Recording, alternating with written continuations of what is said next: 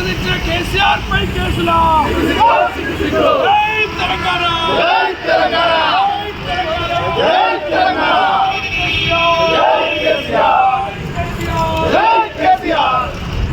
రేవంత్ రెడ్డి గారు ఒక పని పెట్టుకున్నారు. 6 గ్యారెంటీలను అమలు చేయడంలో విఫలమై ఒక్కొక్కసారి ఒక్కొక్క డైవర్షన్ పాలిటిక్స్ మొదలుపెట్టిండ్రు.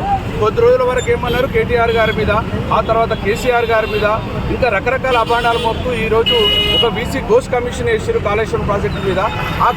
వారు ఇచ్చినటువంటి రిపోర్ట్లో కూడా ఏం లేదు, అంతా డొల్లనే.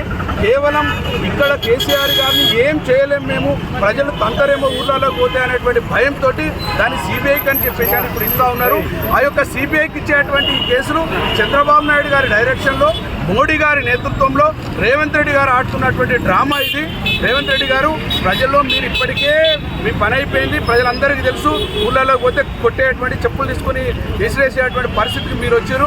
ఇవన్నీ కప్పిపుచ్చుకోవడానికి కోసం కేసీఆర్ గారి మీద మీరు ఈ యొక్క సిబిఐ ఎంక్వైరీ చేస్తామని చెప్పేసి అని ఒక కేంద్ర దర్యాప్తు సంస్థకు, అది కూడా Congress party BJP party investigation agency ఆ సంస్థలాగా అయిపోయింది సిబిఐ అనేటువంటి వారికి ఇచ్చారు. తప్పకుండా తెలంగాణ ప్రజలు చూస్తూ ఉన్నారు.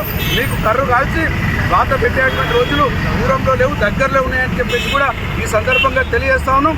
భవిష్యత్తులో రేవంత్ రెడ్డి గారు ఒక ద్రోహిగా మిగిలిపోతూ తెలంగాణ ప్రజలకు నీళ్ళు ఇచ్చి గొంతు దడిపినటువంటి ఒక గొప్ప నాయకుడు కేసీఆర్. అలాంటి కేసీఆర్ మీద మీరు అభాండాలు మోపడం అంటే ఆకాశం మీద ఉమ్మేస్తే అది మళ్ళీ రివర్స్ వచ్చి రేవంత్ రెడ్డి బాంబు మీద పడ్డట్టు ఉందని చెప్పేసి కూడా సందర్భంగా తెలియజేస్తాను.